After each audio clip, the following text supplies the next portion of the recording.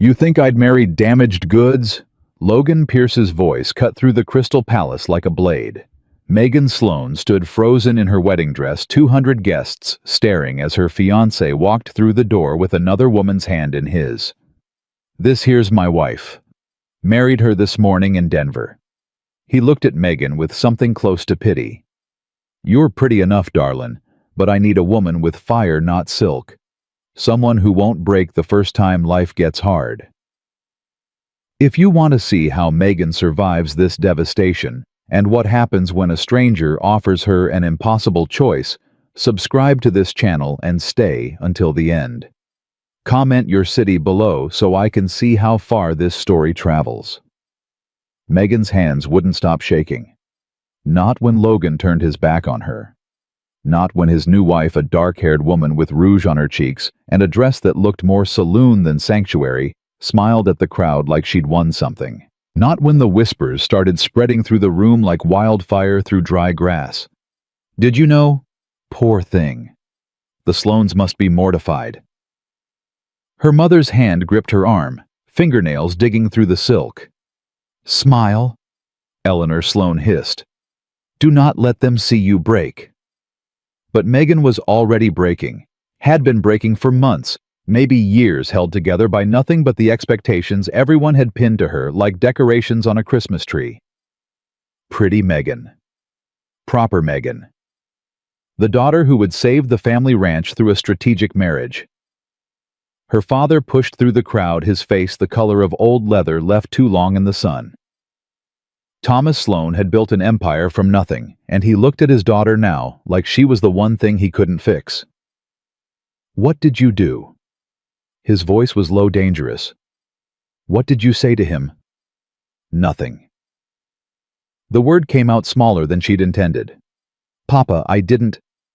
You must have done something. He grabbed her other arm, and now both parents held her like she might run. Men don't walk away from this kind of arrangement without reason. Thomas. Her mother's voice carried warning. Not here. Where then, Eleanor? When the whole territory is watching our family become a laughingstock. He looked at Megan, and she saw something die in his eyes. Whatever faith he'd had in her, whatever love, it was gone. I gave that man everything. Access to our water rights, our cattle, our connections. And you couldn't even keep him interested long enough to say, I do. Logan was still there 20 feet away, accepting congratulations like this was his wedding day. Which Megan supposed it was.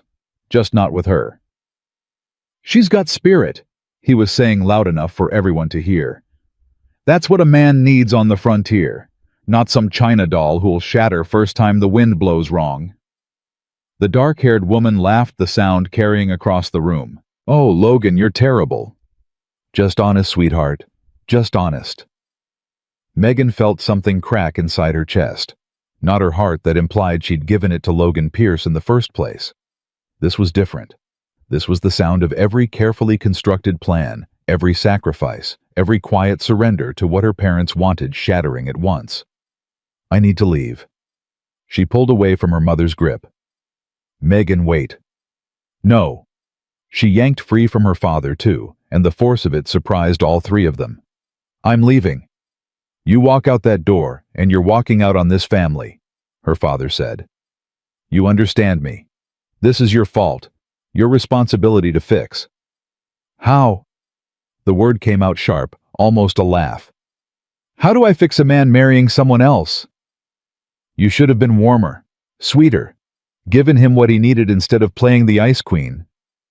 I did everything you asked. Megan's voice rose, and she didn't care who heard anymore. Everything. I smiled when you told me to smile. I stayed quiet when you told me to be quiet. I agreed to marry a man I barely knew because you said it would save us. And it wasn't enough. It was never going to be enough. Her mother stepped forward, reaching for her. Darling, please. Don't. Megan backed toward the door, her wedding dress catching on chairs and table corners. Don't call me that. Don't pretend this is about love or protection or anything except your ranch and your money and your reputation. You ungrateful... Her father's face went purple. Thomas? Eleanor grabbed his arm. Let her go. Let her cool down. She walks out now, she's not coming back. I mean it, Eleanor. I'm done. Megan reached the door. 200 faces watched her. 200 witnesses to the end of everything she'd been raised to be. She looked at her father one last time, memorizing the disappointment carved into every line of his face. Then I guess you're done, she said, and pushed through the door into the cold October air. The street was empty. Everyone who mattered was inside the Crystal Palace, watching her family implode. The afternoon sun was already dropping behind the mountains, painting everything gold and red, the kind of beautiful that made your chest ache. Megan walked. She didn't know where she was going, only that she needed to move, needed to put distance between herself and the wreckage of her life. Her wedding dress dragged in the dirt, collecting dust and mud, and probably horse manure, ruining thousands of dollars worth of imported silk. She laughed, the sound hollow and strange. The Silver Dollar Saloon sat at the far end of town, where respectable people didn't go. Where cowboys and drifters and men who'd given up on polite society gathered to drink away whatever demons chased them. Megan had walked past it 100 times, always on the other side of the street, always with her eyes straight ahead, like even looking at it might contaminate her. She walked straight through the door. The inside smelled like whiskey and sawdust and sweat. A piano played in the corner, something low and mournful. The bartender, a man with arms like tree trunks and a scar running from his eyebrow to his jaw, looked up and nearly dropped the glass he was drying. Miss Sloane. He said it like he'd seen a ghost. Every head in the place turned. A dozen men, maybe more, all staring at the woman in the destroyed wedding dress, standing in their sanctuary. Whiskey, Megan said. The good stuff, if you have it. The bartender glanced at the door like he expected her father to burst through any second. Miss, I don't think I can pay. She pulled a small purse from somewhere in the folds of her dress. Unless my money's not good here. Your money's fine. It's just... He looked at the other men, then back at her. This ain't really the place for... For what? For me. Megan felt that crack in her chest widen. Guess I'm finding out there's no place for me anywhere tonight. She walked to the bar, and the crowd parted like she was carrying something contagious. The bartender poured her whiskey with hands that shook slightly, sliding the glass across the scarred wood. Megan picked it up and drank it in one swallow. It burned all the way down, and she welcomed the pain. At least it was real. At least it was something she chose. Another, she said. The bartender poured. A man at the end of the bar spoke up. That's the girl Pierce was supposed to marry. I heard he married someone else this morning. Called her damaged goods right there in front of everyone. Jesus, that's cold. Megan drank the second whiskey, then a third. The world started to blur at the edges, and she felt something loosen in her chest. Not better exactly, just different. Mind if I sit here? The voice was deep quiet with an accent she couldn't quite place. Not Colorado, maybe Texas or further south. She turned. The man was tall, broad-shouldered, with dark hair that needed cutting and eyes the color of creek water in summer. He wore work clothes, a simple shirt, worn jeans, boots that had seen real miles. Everything about him was the opposite of Logan Pierce's carefully tailored suits and political ambitions. Free country, Megan said. He sat down, ordered his own whiskey, and didn't say anything for a long minute. Just sat there comfortable in the silence, in a way that most men weren't. You gonna ask me what happened? Megan finally said. Figure you'll tell me if you want to. Everyone else in here seems real interested. They're idiots. He took a drink. Man walks away from you that says everything about him and nothing about you. Megan laughed, bitter and sharp. You don't even know me. Don't need to. Saw you walk in here looking like the world ended and you're still standing. That tells me plenty. I'm not standing, I'm falling apart. Falling apart while still upright is just another kind of standing. He looked at her, then really looked at her, and Megan felt something shift in her chest. Name's Dylan. Dylan Harrington. Megan Sloane. I know. He smiled, small and sad. Everyone knows. That's the problem with small towns. Your business becomes everyone's entertainment. Well, I hope they enjoyed the show. Wasn't a show. Was a man being cruel because he could be. Dylan signaled for another round. You deserve better than that. Apparently not.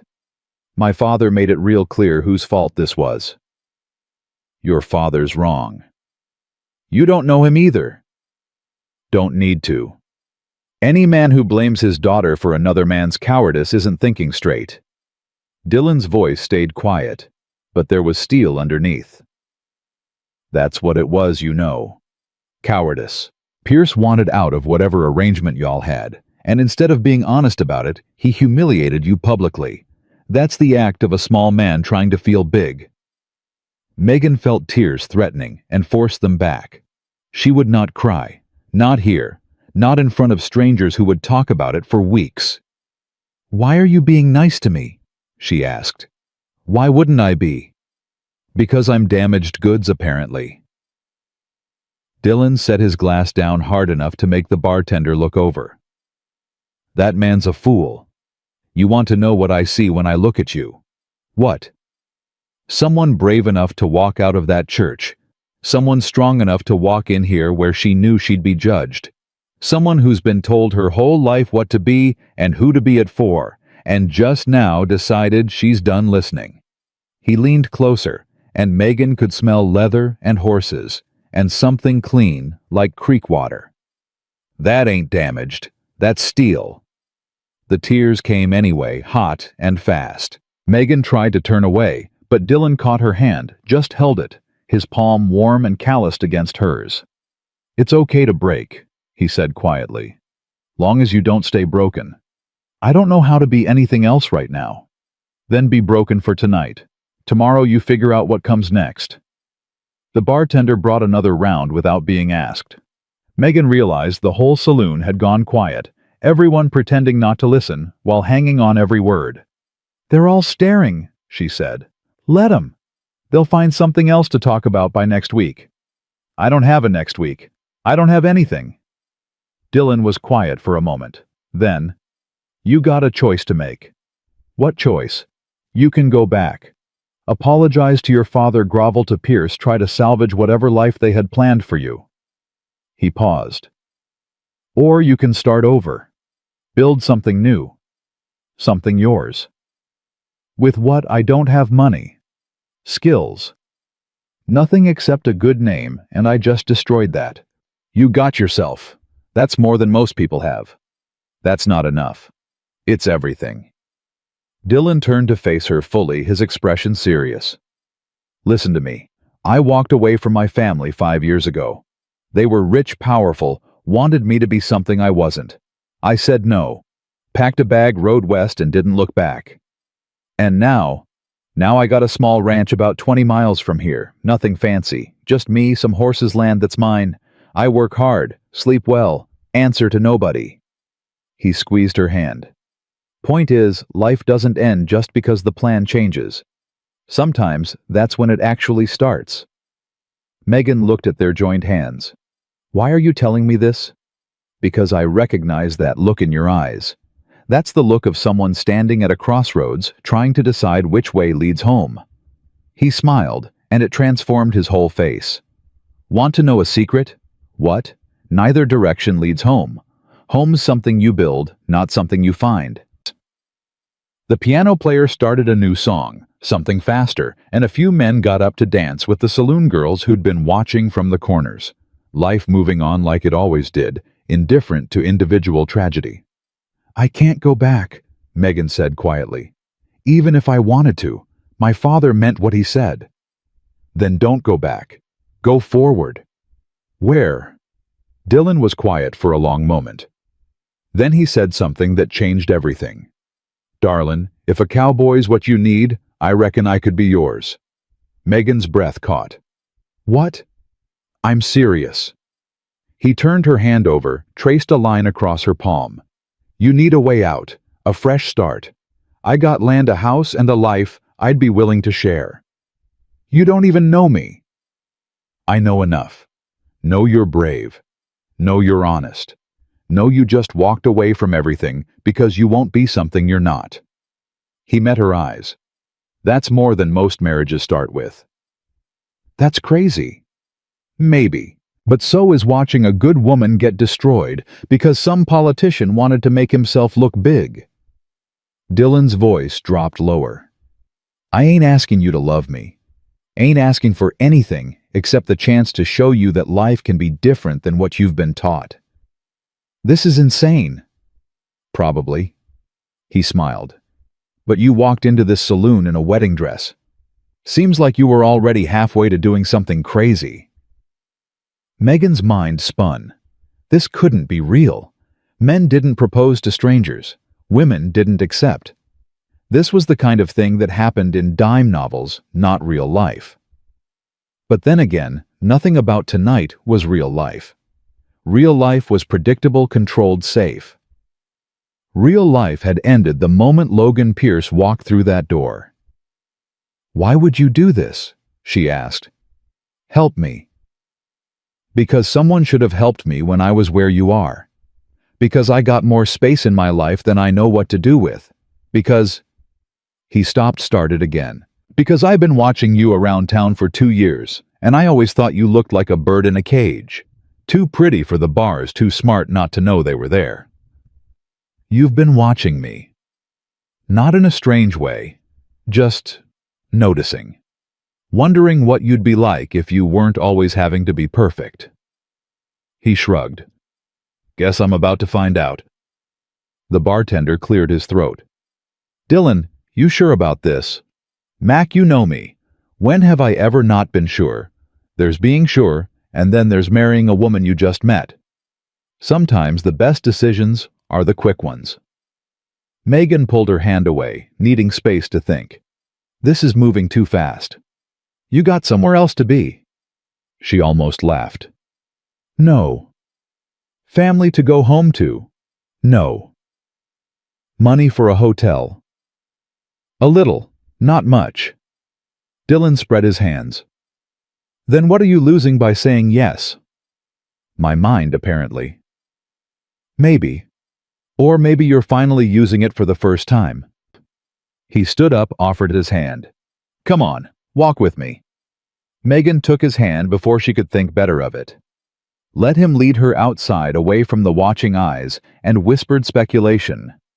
The night air was cold, sharp enough to clear some of the whiskey fog from her head.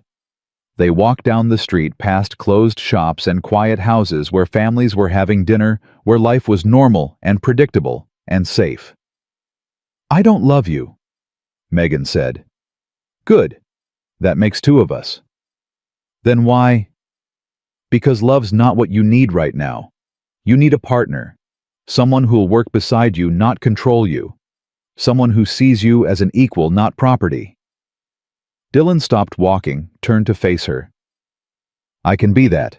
Won't lie and say I'll be perfect. Won't promise things I can't deliver. But I'll work hard, treat you fair, and never make you feel like you're less than you are. That's the strangest proposal I've ever heard. You had a better one earlier today. How'd that work out? Megan wanted to be angry at the joke, but she laughed instead. You're terrible. I'm honest.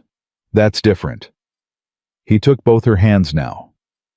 Listen, you marry me tonight, tomorrow morning we ride out to the ranch.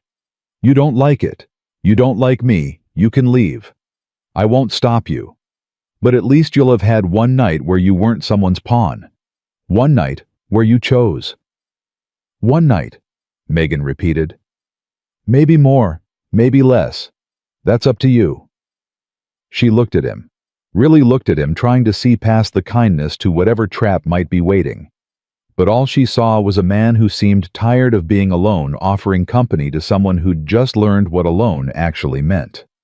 Okay, she heard herself say. Okay. Okay. Stronger this time.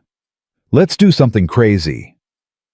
Dylan's smile was bright enough to light the whole street. Mac, he called toward the saloon. Get the preacher. And just like that, Megan Sloan stopped being the girl who did what she was told and became the woman who jumped. The preacher arrived drunk, which felt appropriate for a wedding that made no sense. Reverend Cole stumbled through the Silver Dollar's doors with his collar askew and his Bible clutched against his chest like it might protect him from whatever madness had summoned him at 9 o'clock on a Tuesday night. He took one look at Megan in her ruined wedding dress and Dylan standing beside her, and his face went pale. "Dylan Harrington, what in the Lord's name?" "We need you to marry us," Dylan said simply. "Marry you, son. I just left the Crystal Palace. This woman was supposed to marry Logan Pierce today." Was being the important word. Dylan's hand found Megan's, and she was surprised by how steady his grip felt. "Now she's marrying me." Cole looked at Megan. "Miss Sloane, are you under duress?" "No." The word came out stronger than she expected. "I'm choosing this." "Choosing what exactly? You don't even know this man." "I didn't really know Logan Pierce either. Didn't stop everyone from planning that wedding." The preacher rubbed his face. "Your father's going to kill me." "My father already disowned me tonight. You got nothing to lose." Cole turned to Mac, the bartender, who was watching the whole scene with his arms crossed. "You gonna let this happen?" "Ain't my place to stop grown folks from making their own mistakes," Mac said. "Besides, Dylan's good people. More than I can say for Pierce." "That's not exactly a ringing endorsement for marriage." "It's enough," Megan said. "Please, just do it." Something in her voice must have reached him because Cole sighed and opened his Bible. "Fine. But I'm doing this by the book. No shortcuts, no rushing through. You want married, we're doing it proper." Dylan pulled out a chair for Megan, and she sat, her legs suddenly weak. The reality of what she was about to do crashed over her like a wave. She was marrying a stranger. A kind stranger maybe, but still someone she'd known for less than an hour. "You sure about this?" Dylan whispered, leaning close enough that only she could hear. "No." "Are you?" "Not even a little bit." He smiled. "But I never been sure about anything important. Seems like the big things require faith, not certainty." Cole cleared his throat. "We need witnesses." "I'll stand up," Max said immediately. "Me too." A woman emerged from the shadows, one of the saloon girls Megan had barely registered earlier. She was older than Megan expected, with kind eyes and gray threading through her dark hair. "Name's Sarah. Been working here 15 years. Seen a lot of bad decisions. This don't feel like one of those." "How can you tell?" Megan asked. "Because Dylan asked you. Didn't demand, didn't manipulate, didn't make it about what he needs. Just offered." Sarah pulled up a chair beside Megan. "That's rarer than you think, honey. Most men take. This one's offering to give." Cole began the ceremony with shaking hands. "Dearly beloved, we are gathered here." "Skip to the important parts," Dylan interrupted. "No offense, Reverend, but we're all tired. The important parts are what make it legal." "Then say those. We don't need the poetry tonight." Cole looked like he wanted to argue, but something in Dylan's face stopped him. "Fine. Do you, Dylan Harrington, take this woman?" "I do," Dylan said before he could finish. "I haven't gotten to the actual question yet." "Don't matter what the question is. Answer's the same." Megan felt something flutter in her chest. Not love, she wasn't fool enough to mistake this for that, but something else. Hope, maybe. Or just the absence of the crushing weight she'd been carrying for so long. Cole turned to her. "And do you, Megan Sloane, take this man to be your lawfully wedded husband for better or worse in sickness and health?" "I do," she said, cutting him off the same way Dylan had. "You're both impossible." But Cole was smiling now, just a little. "By the power vested in me by the territory of Colorado, I now pronounce you man and wife." He paused. "Dylan, you may kiss your bride." Megan's breath caught. She hadn't thought about this part. Dylan leaned in slowly, giving her time to pull away if she wanted. She didn't. His lips brushed hers, gentle and brief, tasting like whiskey, and something sweet she couldn't name. "Welcome to the rest of your life, Mrs. Harrington," he whispered. Mrs. Harrington. The name felt foreign, like trying on someone else's clothes. Mac produced a bottle of good whiskey and poured drinks for everyone. To the happy couple, he said, raising his glass. May you be less miserable than most. That's your toast. Sarah swatted his arm. I'm being realistic. Marriage is hard work, but these two look like they know that already. They drank, and Megan felt the whiskey burn away some of her fear. Not all of it, just enough. So what happens now? She asked Dylan. Now we figure out what married people do. I thought you'd have a plan. Plans are overrated. I'm more of a take-it-as-it-comes kind of man. That's terrifying. Or exciting, depending on how you look at it. Cole packed away his Bible. I'll file the paperwork tomorrow morning. Make it official in the county records.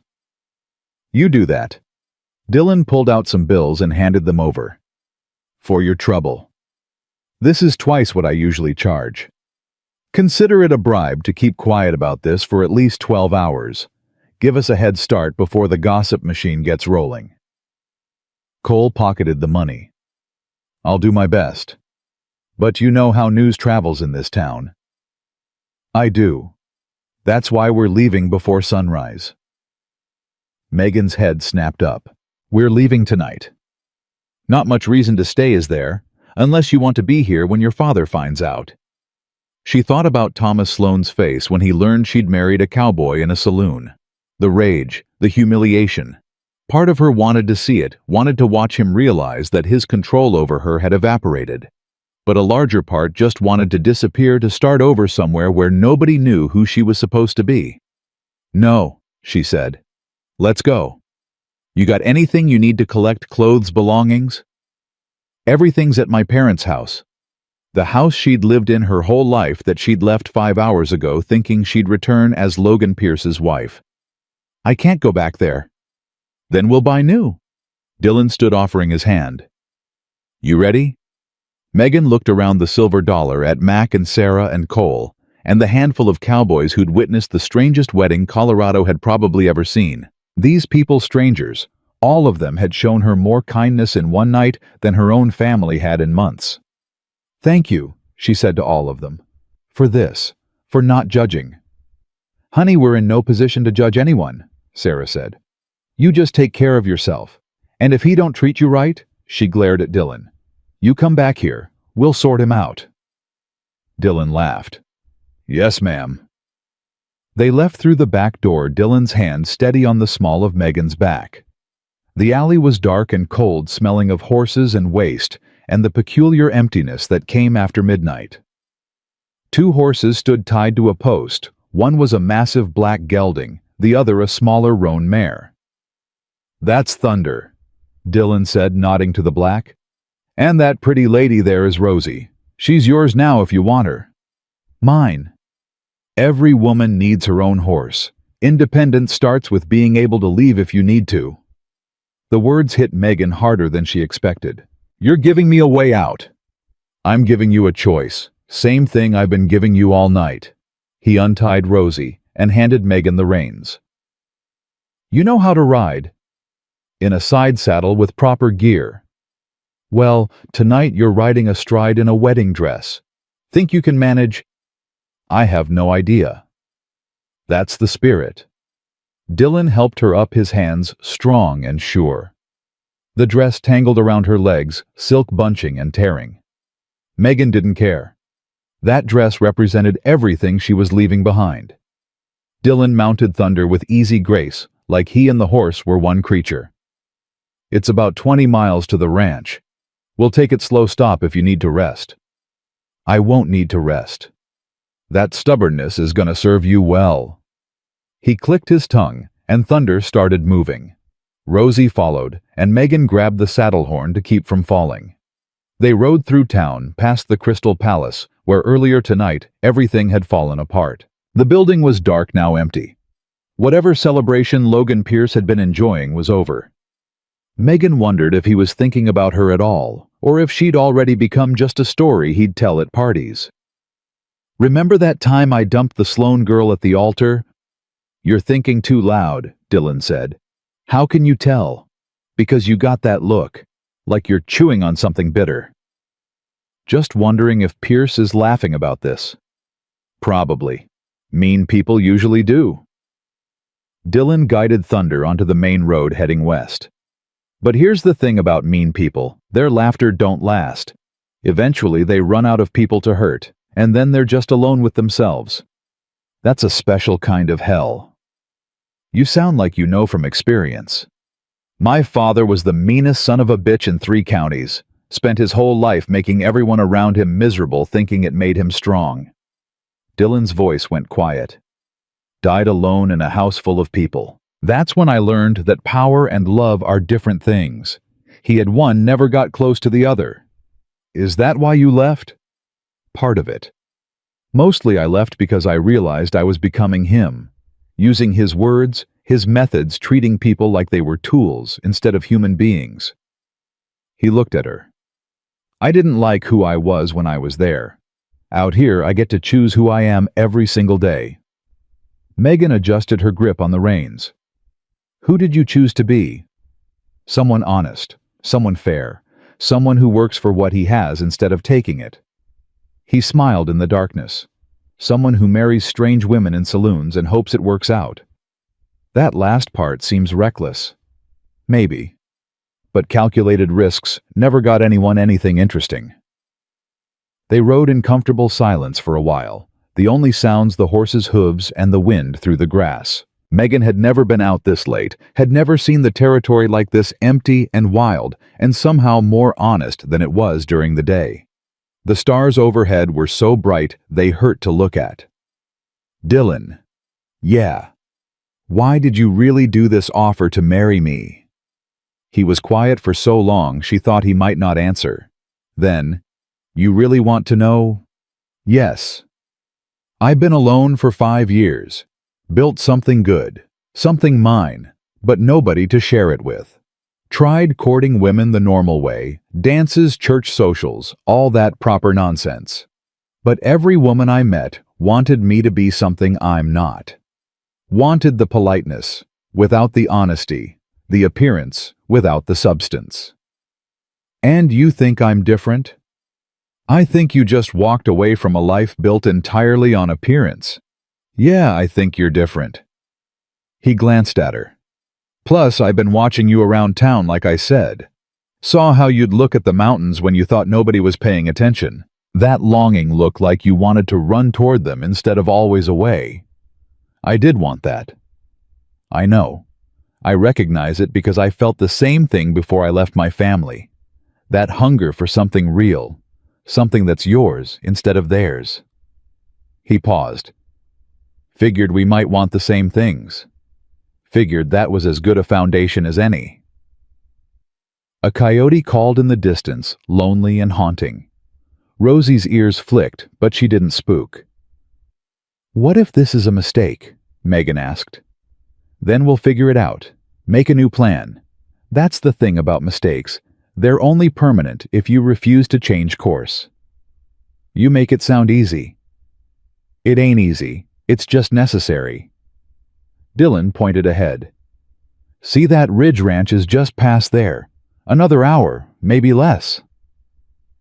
Megan's stomach flipped. An hour until she saw the place that was supposedly her home now.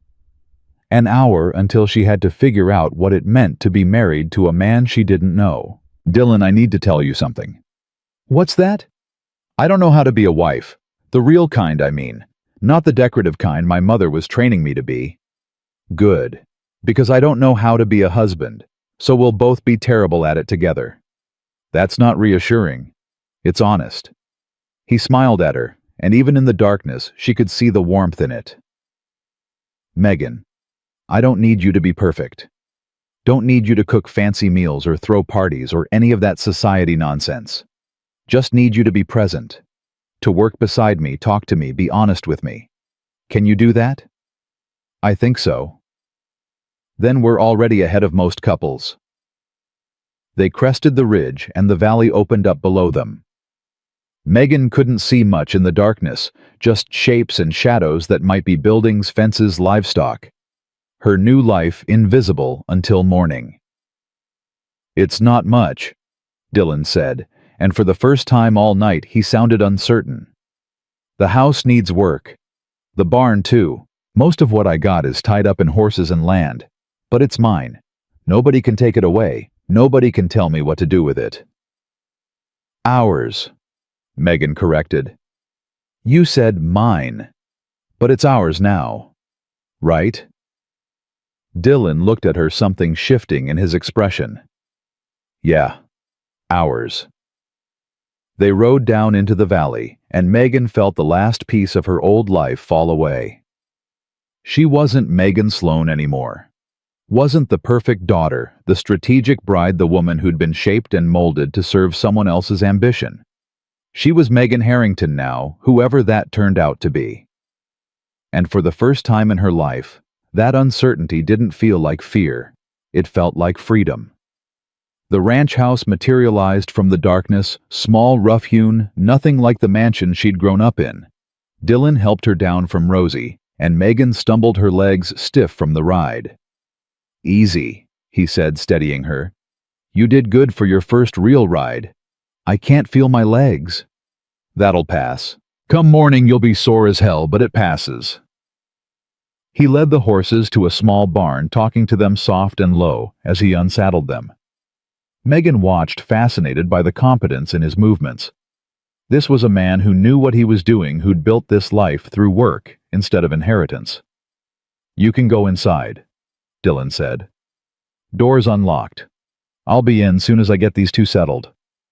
Megan walked to the house, each step harder than the last. Her feet hurt, her head hurt, everything hurt. She pushed open the door and stepped into darkness that smelled like wood smoke and coffee, and something indefinably male.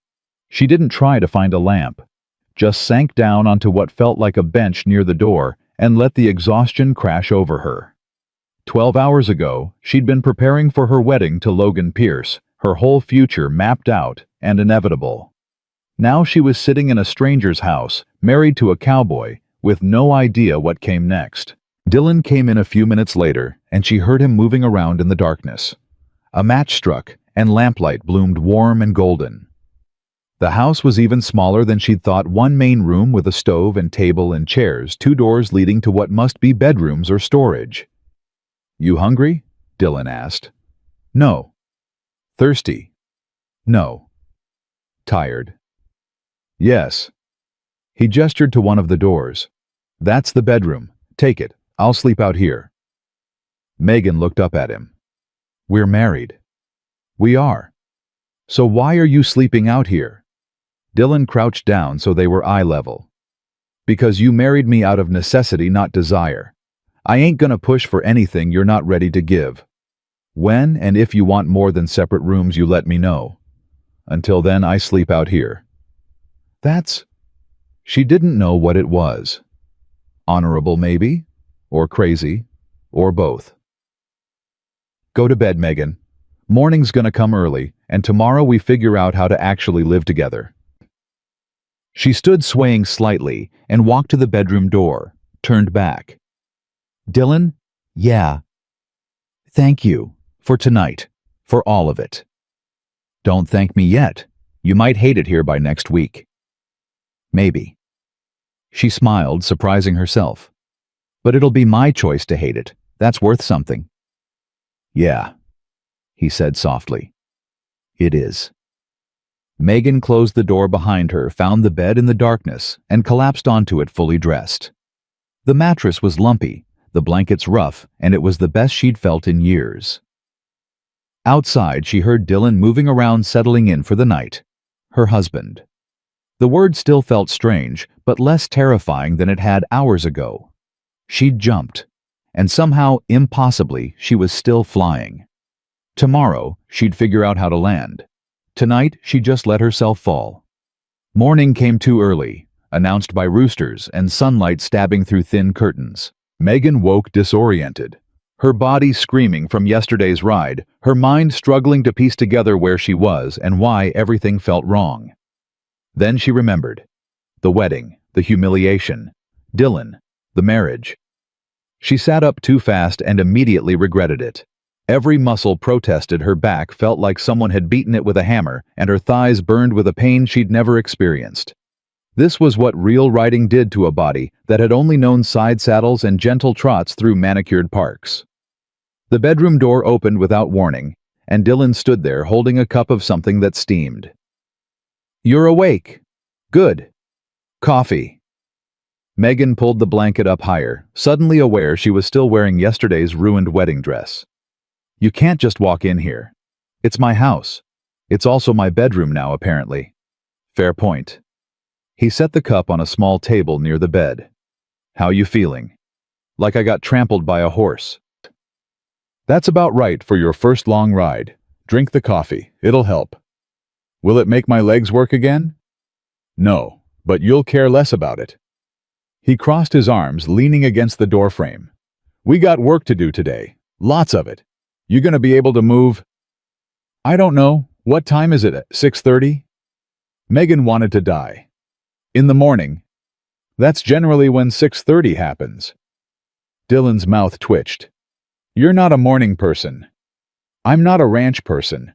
I'm not sure what kind of person I am anymore." "You're the kind who needs to get dressed and come help me with the horses. We got 8 of them, and they don't care that you had a rough night."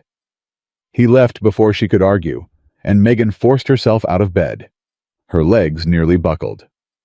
She caught herself on the wall and stood there breathing hard, wondering if this was what her new life would be: constant pain and early mornings, and men who didn't understand that ladies needed privacy. But she wasn't a lady anymore. She was Mrs. Dylan Harrington, ranch wife, whatever that meant. The coffee was strong enough to strip paint, but it did help. Megan drank it standing up because sitting down seemed impossible.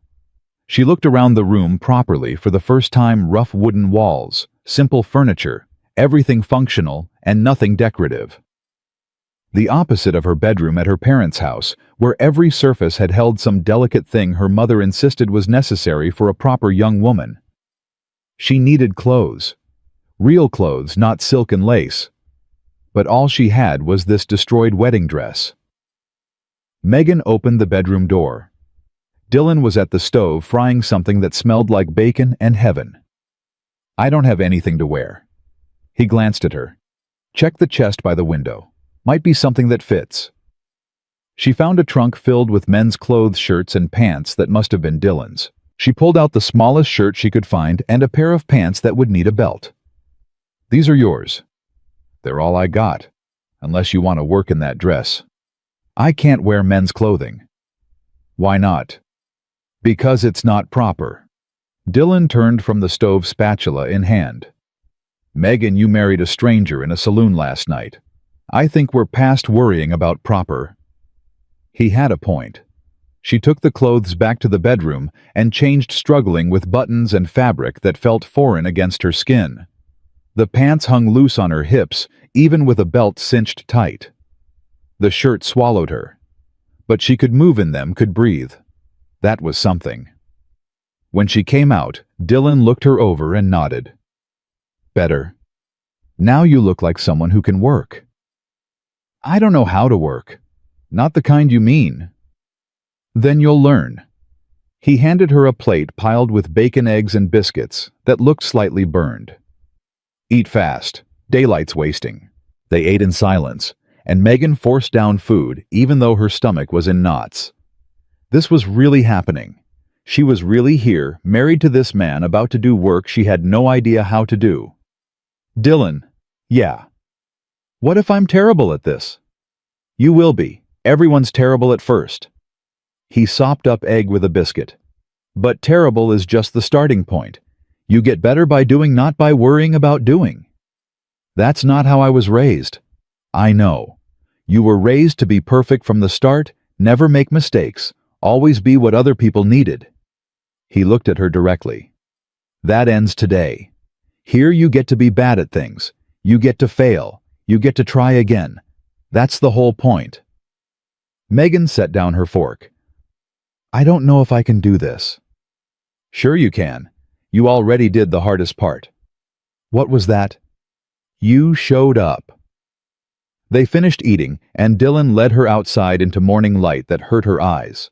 The ranch looked different in daylight, still small, still rough, but there was an order to it that she hadn't seen in the darkness. Fences that looked sturdy, a barn that had been well-built corrals with horses that watched them approach with intelligent eyes. "That's Thunder, you met him last night. Next to him is Bandit. Then there's Sage and Copper and Lightning and Bell and Storm." Dylan pointed to each horse as he named them. "And you know Rosie. You named a horse Lightning. He's fast. Made sense at the time." Dylan opened the gate to the closest corral. "Come on, I'll show you how to feed them." The next hour was a blur of instructions Megan couldn't follow. How much hay went where, which horses ate together, how to check their water troughs the right way to approach them so they didn't spook. Her head spun, trying to remember it all. "I can't do this," she said, after the third time she'd dropped the hay fork. "Yes, you can. You're just thinking too hard." Dylan took the fork from her and demonstrated again. "It's not complicated. You're making it complicated." "Everything's complicated. Only if you let it be." He handed the fork back. "Try again." She tried again. Dropped it again. Wanted to scream or cry or both. "I'm useless at this." "You're learning. There's a difference." "I don't see one." "That's because you're used to being good at everything immediately. But that's not real life. Real life is fumbling around until fumbling becomes competence, and competence becomes skill." Dylan leaned against the fence. "How long you think it took me to build this place?" "I don't know." 5 years. 5 years of making mistakes, fixing them, making new mistakes, learning from those. I wasn't born knowing how to build a ranch. I figured it out by trying and failing and trying again. 5 years, Megan repeated. "I don't have 5 years. You got today. That's all anyone's got. So stop worrying about being perfect and just do the work in front of you." She wanted to argue, but something in his voice stopped her. He wasn't being cruel. He was being honest. And maybe that was what she needed, someone who wouldn't pretend things were easy just to make her feel better. Megan picked up the fork and finished feeding the horses. It wasn't graceful, but she did it. "There," Dylan said. "That's one thing you can do now that you couldn't do an hour ago." "I can poorly feed horses." "It's a start." They moved on to the next task, and the next, and the next. Mucking stalls, which was exactly as terrible as it sounded. Checking fences for damage. Carrying water. Every job was harder than it looked, and Megan's body protested each new demand. But Dylan never complained when she was slow. Never criticized when she did things wrong. Just corrected her and moved on. Around noon, a rider appeared on the ridge. Megan's heart stopped when she recognized the horse, her father's prize mare. "Dylan." Her voice came out tight. He'd already seen. "Stay behind me. He's my father. And he's on my property uninvited. That makes him my problem." Thomas Sloan rode down into the valley like an avenging angel, his face carved from stone. He dismounted before his horse had fully stopped and strode toward them with purpose that promised violence. "Megan, get your things. You're coming home." "No, I'm not." She stepped out from behind Dylan. "This wasn't a request. You made a fool of yourself last night, but we can fix it. Logan Pierce is willing to overlook..." "Overlook what?" "His getting married to someone else. That marriage isn't legal. We've had lawyers look at it. He's willing to annul and go forward with the original plan if you apologize and agree to..." "She's not going anywhere," Dylan said quietly. Thomas finally looked at him. Really looked at him. I know your family. Your father was Charles Harrington, owned half the railroad stock in the territory." Was being the key word. "He's dead now, and I don't own anything of his." "You walked away from a fortune." "I walked away from becoming him. Best decision I ever made." "And now you think you can have my daughter?" Thomas's voice rose. "You think some saloon wedding makes you her husband? The law says it does. The preacher says it does. Most importantly, she says it does." Dylan's hand found Megan's. "She chose this. You don't get to unchoose it for her." "I'm her father. I know what's best. You knew what was best for your business deal. That's not the same thing. Thomas turned back to Megan. Listen to me. This man has nothing. No status, no connections, no future worth mentioning. You marry him, you're throwing your life away. No. Megan's voice was stronger now. I'm throwing away the life you wanted for me. That's different. We gave you everything. Education, refinement, opportunities most women never get. You gave me a cage and called it privilege. She stepped forward, still holding Dylan's hand. And I'm grateful for the education, for the chances I had. But I'm not grateful for being treated like property, like something to be traded to the highest bidder. That's not what we did. That's exactly what you did. Logan Pierce wasn't chosen because I'd be happy with him. He was chosen because he'd benefit you. Thomas's face went red. Happiness is a luxury. Security is what matters. Then you and I have very different definitions of security. Megan's throat was tight, but she kept going. I feel more secure here after one day than I ever did in your house. That's the shock talking. Give it a week. You'll realize what you've done. Maybe. But it'll be my realization, not yours. Her father looked at Dylan. You're making a mistake. This girl doesn't know the first thing about ranch life. She'll be a burden. Then I'll carry the burden. Dylan's voice stayed level. But I don't think she will be. I think she's stronger than you ever let her be. You don't know her. Maybe not, but I'm learning. And I'm doing it by listening to her, not telling her who she is. Thomas was quiet for a long moment. Then he said something that made Megan's blood run cold. Logan Pierce won't let this stand. He'll come for her. Let him try. I'm serious. He's got pride, and you've damaged it. Men like that don't forget. Men like that are cowards. Dylan's grip on Megan's hand tightened. And I'm not afraid of cowards. You should be. He's got influence, money, men who'll do what he says. He's got everything except the one thing he wanted. That's gotta burn. Thomas shook his head. You're both fools, but I can see I'm not going to change your mind today. He looked at Megan one last time. When this falls apart, and it will, don't come crying to me. You made your choice. Live with it. He mounted his horse and rode away without looking back. Megan watched until he disappeared over the ridge, feeling something crack inside her chest. Not grief exactly. More like the final severing of a rope that had been fraying for years. You okay? Dylan asked quietly. I don't know. Am I supposed to feel this empty? Probably. You just lost your family. Did I? Or did I just realize I never really had one? Dylan pulled her close and Megan let herself lean against him. This man she barely knew offered more comfort than her father ever had. Pierce is really going to come, isn't he? She asked. Maybe. Your father's right that men like him don't like losing. What'll we do? We'll handle it. Dylan's voice was steady. Together. You keep saying that. Together. Like you really mean it. I do mean it. You're my wife. That means something to me, even if it happened fast. Megan pulled back to look at him. What does it mean to you? Means I stand beside you. Protect you if I can, support you when I can't. Means your fights are my fights now. That's not fair to you. This mess isn't your problem. I made it my problem when I asked you to marry me. He touched her face gentle.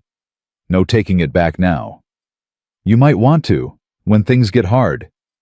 Things are already hard. That's not what scares me. What does scare you? Dylan was quiet for a moment. That you'll wake up one day and realize you settled. That you married me out of desperation, not choice, and you'll resent me for it. The honesty in his voice made Megan's chest tight. I won't. You don't know that. No, but I can promise to try not to. Is that enough? It's more than I expected. He smiled, sad and real. Come on, we got more work to do before dark. They worked until sunset, and Megan learned a dozen more things she was terrible at. But with each task, She felt a little less lost, a little more like maybe she could actually do this. That night, Dylan cooked dinner stew that was actually good, and they ate without talking much. Megan was too tired for conversation, too overwhelmed by everything that had happened. 2 days ago, she'd been someone's fiancée.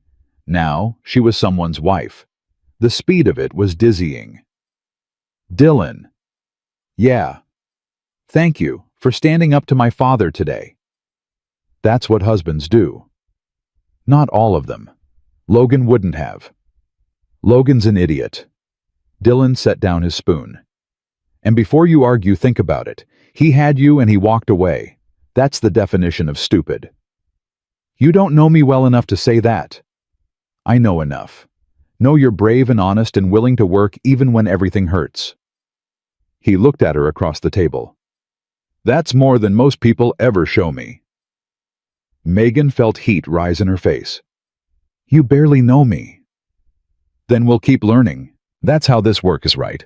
A little more each day until someday we look at each other and realize we know everything. That's impossible. You can't know everything about another person. Maybe not, but we can try. Later, lying in bed alone again, Dylan had insisted on keeping the sleeping arrangement the same. Megan stared at the ceiling and wondered what she'd gotten herself into. This man, this life, this strange new version of herself that was emerging one painful task at a time. Her body ached worse than yesterday. Her hands had blisters. Her pride was in tatters. But underneath all of that, there was something else. Something that felt suspiciously like hope. Tomorrow she'd be better at feeding horses. Next week, maybe she'd be good at it. Next month, she might look back and realize she'd become someone she actually liked. Or maybe she'd fail completely. Maybe her father was right, and this whole thing was a mistake that would collapse around her. But at least it would be her mistake, her collapse, her choice. And for now, that was enough. She heard Dylan moving around in the main room, settling in for the night. Her husband. The word still felt strange but less foreign than yesterday. Give it time, and maybe it would feel real. Outside, a horse whinnied. The wind picked up, rattling the window. And somewhere in the distance, thunder rolled, real thunder this time, not Dylan's horse. A storm was coming. But Megan had weathered worse. She closed her eyes and let exhaustion take her, dreaming of horses and hard work and a man with creekwater eyes who'd offered her a way out when she'd needed one most. The storm broke 3 days later, but it wasn't the weather kind. Megan was in the barn trying to repair a saddle strap when she heard horses. Multiple horses. She looked up through the open door and saw 5 riders coming down from the ridge, moving with purpose that made her stomach drop. Logan Pierce rode at the front. Dylan. She didn't recognize her own voice, high and tight with fear. He was beside her in seconds, rifle in hand. Get in the house. No. Megan. I said no. She grabbed a pitchfork, the only weapon she could reach. I'm done running from him. Dylan looked at her, something fierce and proud flashing across his face. Stay close to me then. Don't do anything stupid. That's rich coming from the man who married me in a saloon. Fair point. They walked out together, and Pierce pulled his horse to a stop 20 feet away. He looked different than he had at the wedding, harder, somehow meaner. The men with him were ranch hands, the kind who got paid to be intimidating. Megan. Pierce said her name like he owned it. Time to stop this nonsense and come home. This is my home. That shack. He laughed, and his men joined in. You're joking. I'm not, and you need to leave. Not without you. Pierce dismounted, and his men followed. I've talked to your father. We've worked out a new arrangement, better terms for everyone. I don't care about your arrangement. You should.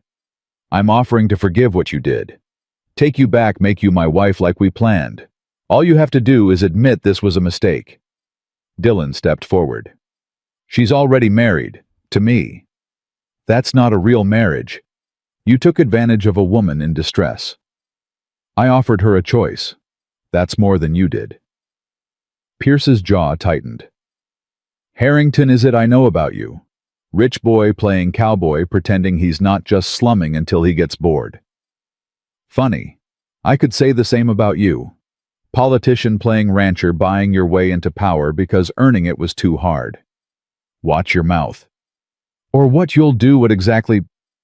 Dylan's voice stayed calm, but Megan felt the tension coiling in him.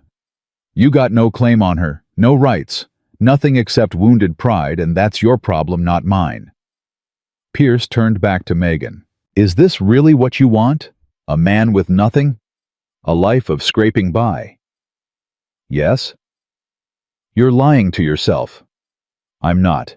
For the first time in my life, I'm telling the truth. Megan raised the pitchfork slightly. Now get off our property. Our property? Pierce laughed again. Listen to her. 3 days and she thinks she's a ranch wife. She is a ranch wife, Dylan said. And you're trespassing. One of Pierce's men spoke up. Boss, maybe we should... Shut up. Pierce never took his eyes off Megan. You think I came here to ask nicely? I came here to take what's mine. She's not yours, Dylan said. She never was. I paid for her. Your father and I had a contract.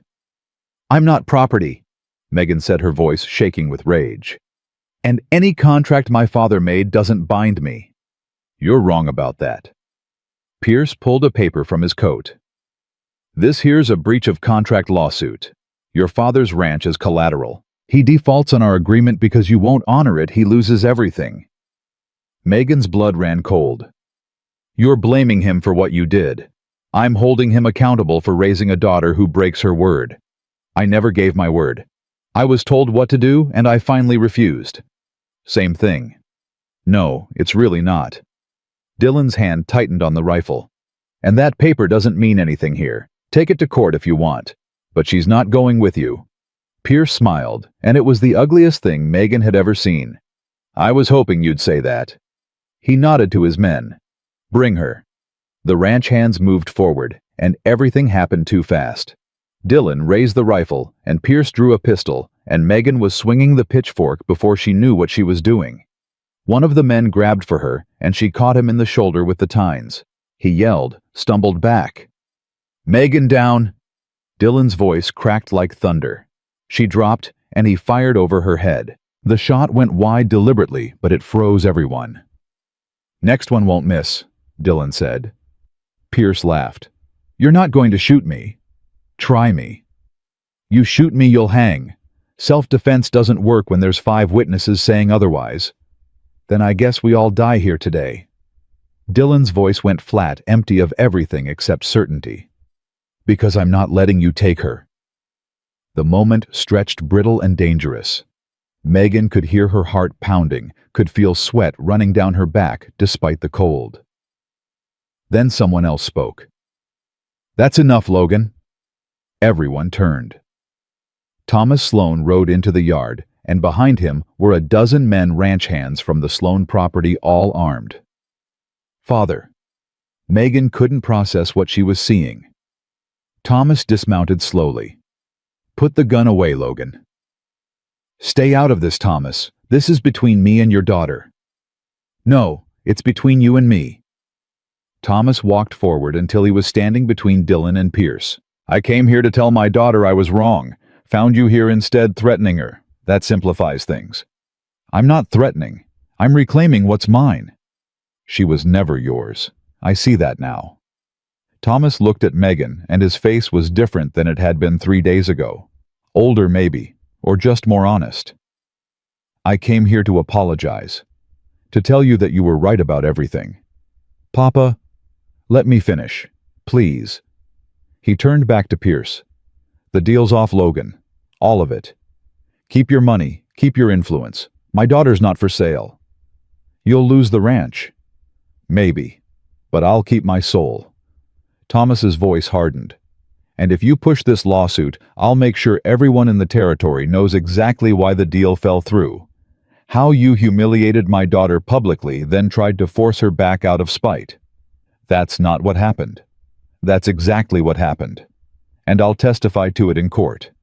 Thomas stepped closer. You think your political career survives that, everyone knowing you're a man who treats women like property?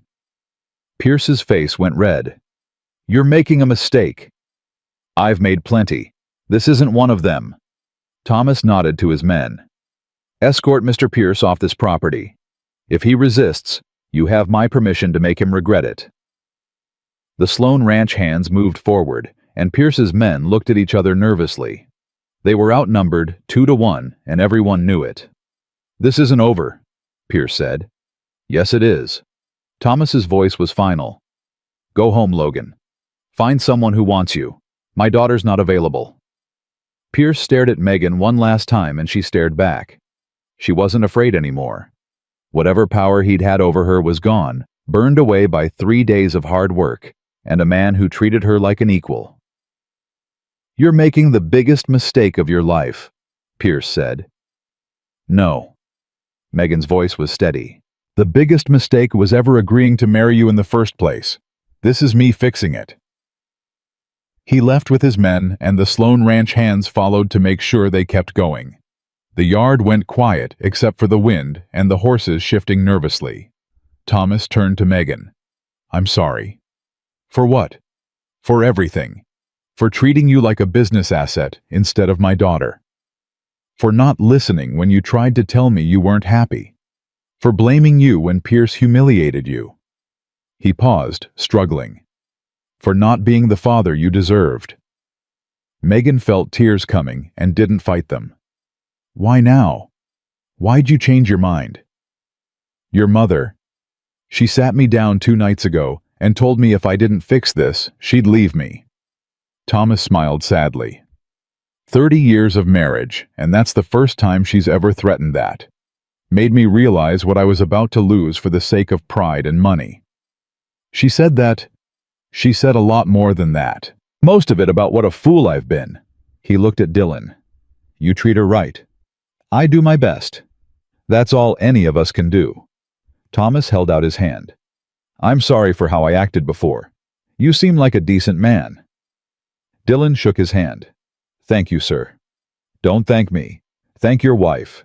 She's tougher than I gave her credit for. I noticed. Thomas turned back to Megan.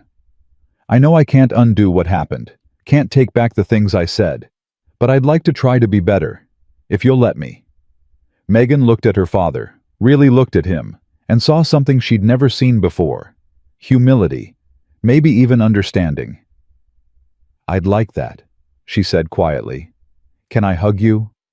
She nodded, and he pulled her close. She couldn't remember the last time her father had hugged her. Maybe never. He'd always been too proper, too controlled. But now he held her like she was something precious he'd almost lost. I love you, he said. I should have said that more. Should have shown it better. I love you too, Papa. They stood like that for a long moment, and Megan felt something inside her shift. Not forgiveness exactly, it was too soon for that. But maybe the beginning of it. The possibility that wounds could heal if people tried hard enough. When they pulled apart, Thomas wiped his eyes. I should go. Let you get back to your work. Will I see you again? If you want to. Your mother would like you to come for dinner sometime. When you're ready. I'll think about it. That's all I can ask. He mounted his horse. Dylan, you take care of her. Yes, sir? And Megan, you ever need anything, money, help, anything at all, you let me know. This is still your family no matter what happens. He rode away, and Megan watched until he disappeared. Dylan came up beside her, his presence solid and grounding. That was unexpected, he said. Very. You okay? I don't know. I'm happy he came. Grateful he stood up to Pierce. But I'm also angry about everything that led to this moment. Those can both be true. Can they? Sure, people are complicated. We can love them and be mad at them at the same time. Dylan put his arm around her shoulders. You don't have to figure out how you feel right now. Just feel it and sort it out later. Megan leaned into him, exhausted from adrenaline crash. Do you think Pierce will come back? No, your father's right. Pierce cares too much about his reputation to risk the scandal. He'll find someone else to marry, someone who'll make him look good, and he'll forget you ever existed. Good. Although I gotta say, watching you stab that guy with a pitchfork was impressive. Megan laughed, surprised by the sound. I didn't even think, I just reacted. That's what makes it impressive. You got instincts. He turned her to face him. You were brave today, standing up to him like that. I was terrified. Brave and terrified aren't opposites. Brave is being terrified and doing it anyway. Is that what you were when you offered to marry me? Dylan smiled. Terrified out of my mind. Still am most days. Of what? That I'm not enough. That this place isn't enough. That someday you'll wake up and realize you settled for less than you deserved. Dylan, let me finish. I know I'm not rich, not powerful, not the kind of man who can give you an easy life, but I can give you an honest one, a partnership, a chance to build something that's yours. He cupped her face. That's all I got to offer. I hope it's enough.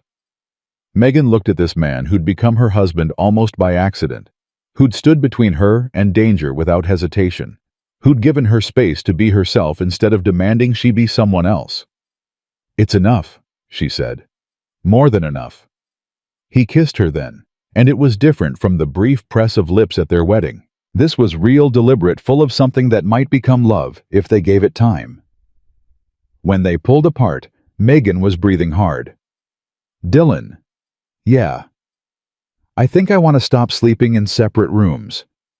His eyes widened. You sure? No, but I'm tired of being sure about everything. I want to try this, really try it. We can take it slow. I know, but I want to start. She smiled.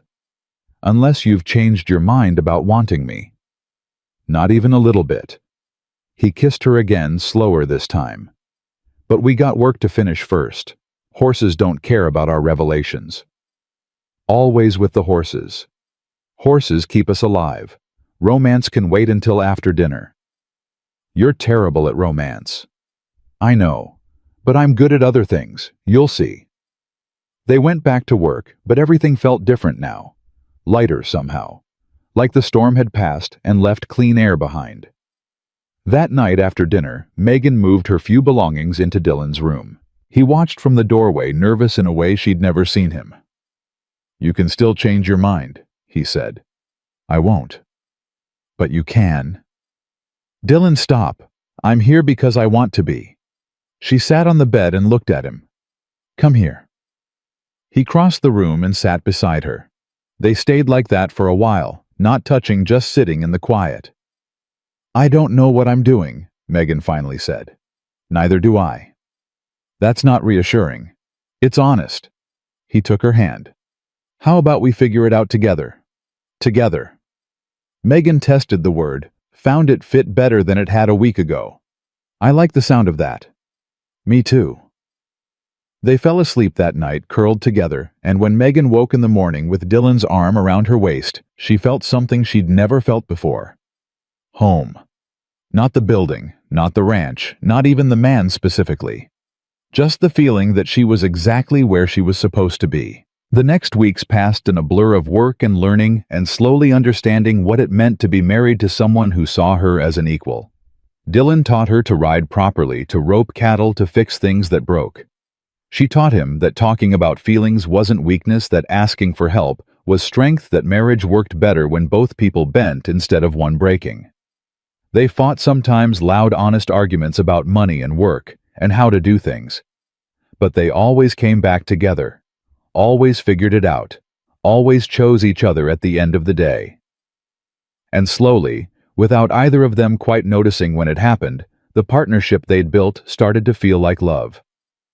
6 months changed everything and nothing at all. Megan woke before dawn now without Dylan having to shake her awake. Her hands were calloused, her arms strong from work that had seemed impossible that first morning. She could rope a calf, mend a fence, birth a foal without flinching. The woman who'd walked into the Silver Dollar in a wedding dress felt like a stranger she'd invented. You're thinking too loud again, Dylan mumbled beside her. How do you always know? You get this crease right here. He touched the space between her eyebrows. Shows up when your brain's working overtime. Maybe I like thinking. I know you do. It's one of my favorite things about you. He pulled her closer. What's got you chewing on things this early? Just realizing how different I am now. Different how, stronger, happier, more myself than I've ever been. She turned to face him. That scare you? Why would it? Because strong women scare most men. Dylan laughed. Megan, I married you hoping you'd get stronger. Weak women are exhausting. Strong ones are interesting. You're strange. And you're stuck with me. I know. She kissed him. Lucky me. They got up and started the morning routine that had become as natural as breathing. Feed the horses. Check the cattle repair. Whatever had broken overnight.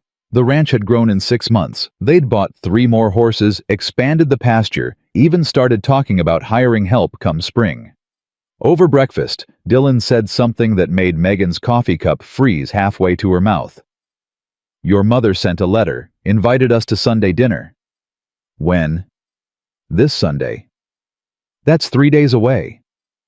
I'm aware. Dylan watched her carefully. You don't have to go if you're not ready. It's been 6 months. I should be ready. Should isn't the same as are. Megan set down her cup.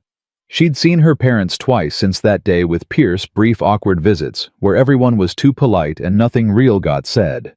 Her father apologized repeatedly. Her mother cried. Megan accepted it all but couldn't quite feel it yet. I want to go, she said. I think. That's convincing. Dylan, what if it's terrible? What if we go and they try to, I don't know, fix me, make me back into what I was? Then we leave. Simple as that. He reached across the table. But I don't think that's what'll happen. Your father's changed. I can see it when he visits. He looks at you different now. How? Like he's proud. Like he finally sees you instead of just seeing what he wanted you to be. I hope you're right. Only one way to find out. Sunday came faster than Megan wanted. She spent all morning trying to decide what to wear, finally settling on a simple dress, not fancy enough to be her old life, not rough enough to be making a statement. Just normal. Just her. The ride to her parents' ranch felt longer than 20 miles. Dylan kept up a steady stream of conversation about nothing important, and Megan loved him for understanding she needed the distraction. The house looked the same, massive, imposing, everything about it designed to impress. But Megan didn't feel small looking at it anymore. She'd built something too now, something that was hers. Her mother opened the door before they could knock, and Eleanor Sloane looked older than Megan remembered. Or maybe just more real, without all the careful composure she usually wore. Megan, Dylan, come in. Eleanor stepped back, wringing her hands. I've been cooking all morning. I hope you're hungry. Starving, Dylan said easily. It smells amazing in here. They followed Eleanor to the dining room, and Megan's breath caught. The table was set simply, none of the formal china and crystal she remembered from childhood dinners. Just regular plates and honest food. Thomas was already seated, and he stood when they entered. Megan. He said her name like he was testing whether he still had the right to use it. Papa. You look good. Healthy. Hard work'll do that. I can see that. He gestured to the chairs. Please, sit. Let's eat before everything gets cold. Dinner started awkward and silent, everyone too careful with their words. Then, Dylan asked Thomas about cattle prices, and her father relaxed, talking about something concrete. Eleanor asked Megan about the ranch, and Megan found herself telling stories about learning to rope and the time she'd accidentally let all the chickens out. You have chickens now. Eleanor smiled. 12 of them. They're terrible. Chickens usually are. I hated ours when I was young. You had chickens. Before I married your father, yes. My family had a small farm in Missouri. Eleanor's expression went distant. I was good at it too. Loved being outside working with my hands. Then I married into money and had to learn to be proper instead. Megan stared at her mother. I never knew that. You never asked, and I never told you. Eleanor set down her fork. I think that was my biggest mistake, raising you to be what I became instead of teaching you to be what I was, to be strong and capable and not afraid of hard things. Mother, let me finish, please. Eleanor's voice shook. I watched your father arrange that marriage to Logan Pierce, and I went along with it because that's what I'd been taught to do. Support your husband even when he's wrong. But when you left, when you chose your own path, I realized I'd been wrong about everything. You weren't wrong about everything. I was wrong about the things that mattered, about what makes a woman valuable, about what makes a life worth living. Eleanor looked at Dylan. You're good to her. I try to be. That's all we can ask. She turned back to Megan. I'm proud of you. I should have said that 6 months ago, but I'm saying it now. You're braver than I ever was. Thomas cleared his throat. While we're doing confessions, I need to say something too. He looked at Dylan. I had lawyers look into your family, your father's estate. Dylan's expression closed. Why? Because I wanted to understand what you'd walked away from, what you'd given up. Thomas paused. It was substantial, more than I realized. You could have been one of the richest men in the territory. I know what I gave up. Do you know what you gained instead? Thomas gestured to Megan. Because my daughter's worth more than any inheritance. And you saw that when no one else did. When I didn't. Mr. Sloan. Thomas, please. Thomas, I didn't marry Megan to gain anything. I married her because she deserved better than what she was getting. I know. That's what makes you right for her. Thomas stood, walked to a cabinet, and pulled out a document. This is the deed to the South 40 acres, the parcel that borders your ranch. Dylan's eyes widened. Sir, I can't. You can and you will. Call it a wedding present. Call it an apology. Call it whatever you want. But that land's yours now. Both of yours. Megan felt tears coming. Papa, that's too much.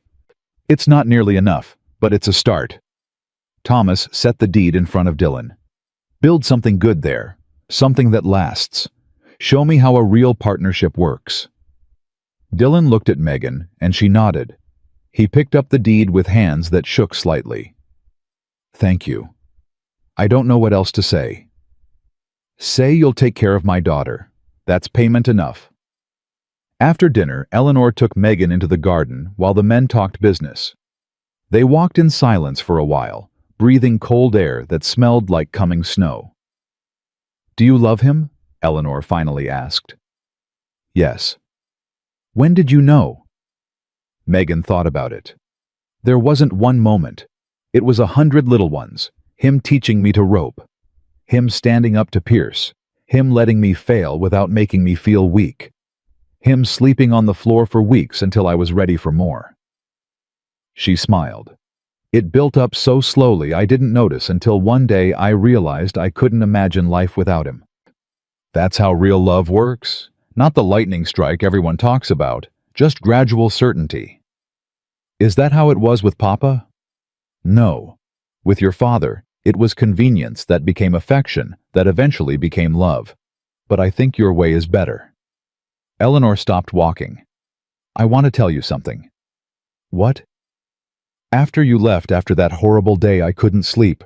I kept seeing your face when Logan Pierce called you damaged goods, the humiliation, the hurt, and I realized I'd helped create that moment by teaching you that your value came from who you married, not who you were.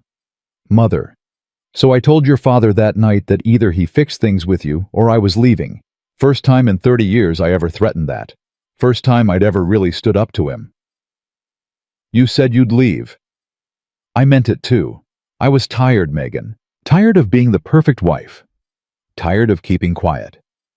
When I disagreed, tired of watching my daughter be turned into a smaller version of me. Eleanor's voice broke. You leaving was the bravest thing I'd ever seen. It woke me up. I'm glad. Are you happy? Really happy? Yes. I work harder than I ever have. I'm tired all the time. My hands are ruined. My back aches. And I've never been happier. Eleanor hugged her, and this time, it felt real. Then I'm happy too. They walked back to the house, and Megan felt something settle in her chest. Not complete forgiveness, that would take time, but the beginning of understanding. Her parents were trying, and that mattered. Dylan and Thomas were on the porch talking easy like old friends. When Dylan saw Megan, his whole face lit up, and she felt her heart skip. "Ready to go home?" he asked. "Yes." They said their goodbyes, promised to visit again soon, and rode away with the deed to 40 new acres, tucked safely in Dylan's coat. Megan looked back once and saw her parents standing together, her mother's head on her father's shoulder, both of them waving. "You okay?" Dylan asked. "Better than okay." She smiled at him.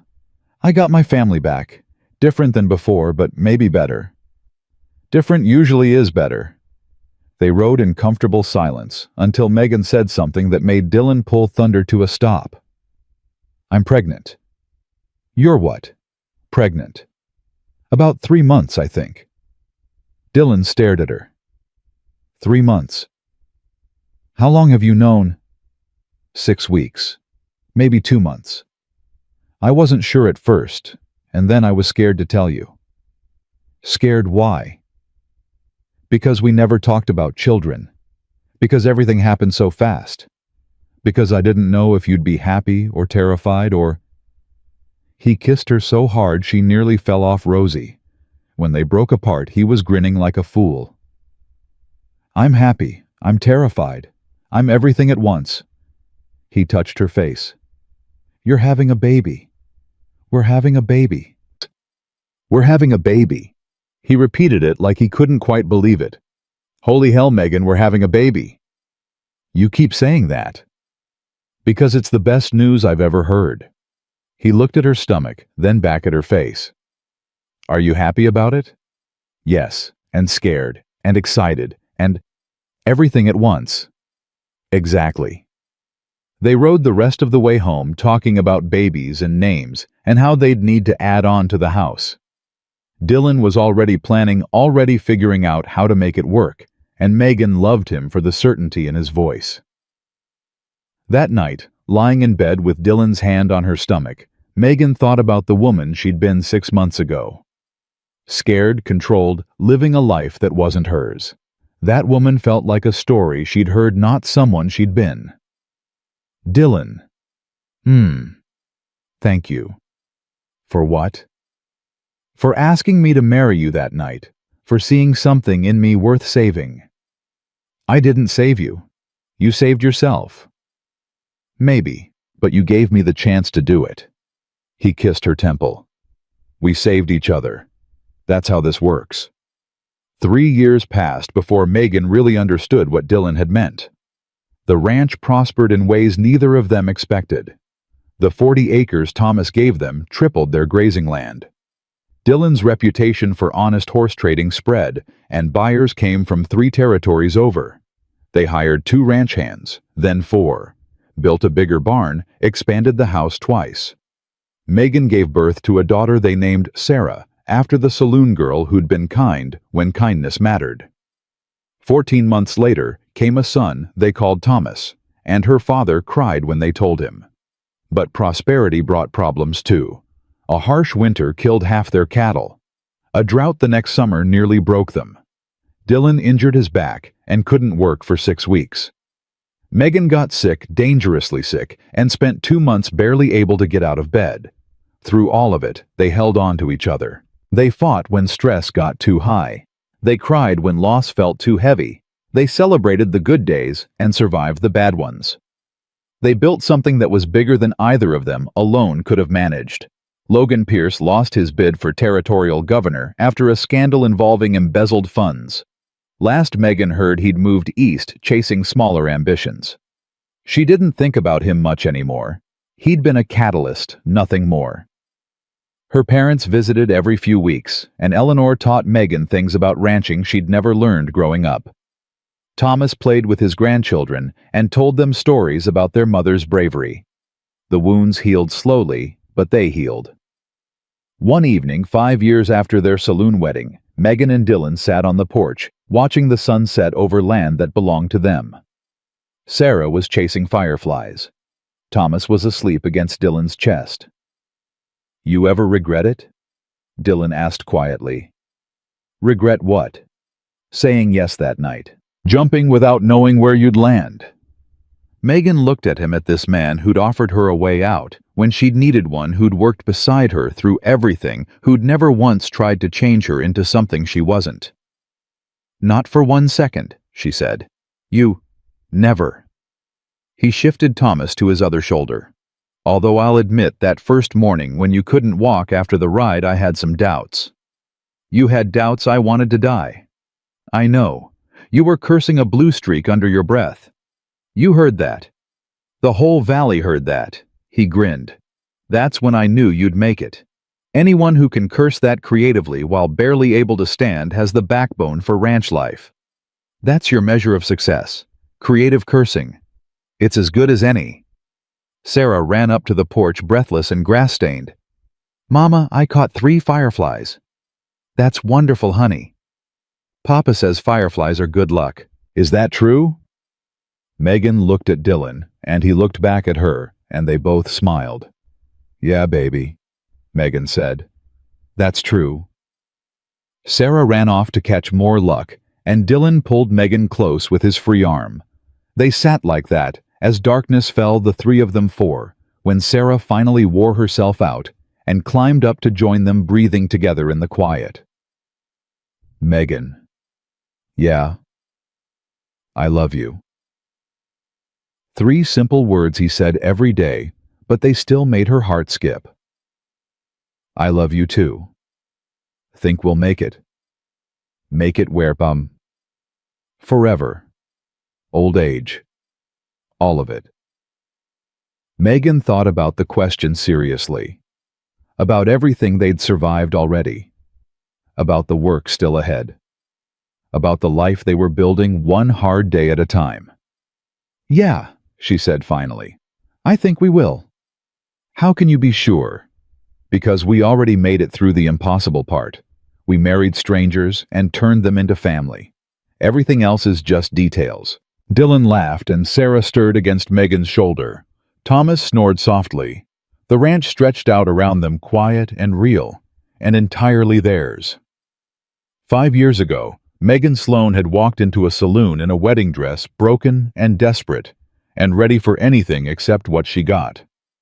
She'd been humiliated, disowned, scared out of her mind. She'd married a man she didn't know on a bet that anything was better than nothing, and she'd been wrong about that. This wasn't better than nothing. This was better than everything she'd thought she wanted. This was freedom and partnership and work that mattered and love that was earned instead of expected. This was her life, chosen and built and fought for with every calloused hand and early morning and moment she'd refused to give up. The best things in life came from the most unexpected places. That's what she'd tell Sarah and Thomas when they were old enough to understand. Sometimes you had to jump into darkness trusting you'd figure out how to fly on the way down. Sometimes strangers became family, and saloons became churches, and desperate choices became the best decisions you ever made. Sometimes a cowboy offering his hand was exactly what you needed, even when you didn't know you needed anything at all.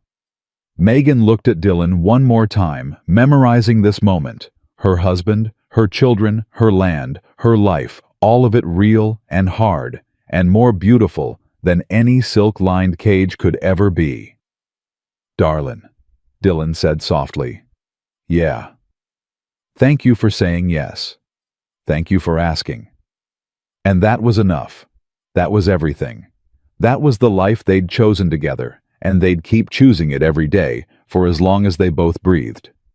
Because love wasn't about lightning strikes or perfect moments, or knowing for certain what came next. Love was about showing up when things got hard, and choosing each other anyway, and building something worth keeping, even when the whole world said you couldn't. They'd built that. Against every odd, despite every doubt, through every storm that tried to tear them apart. And they'd keep building it day by day, choice by choice, until the end of all their days.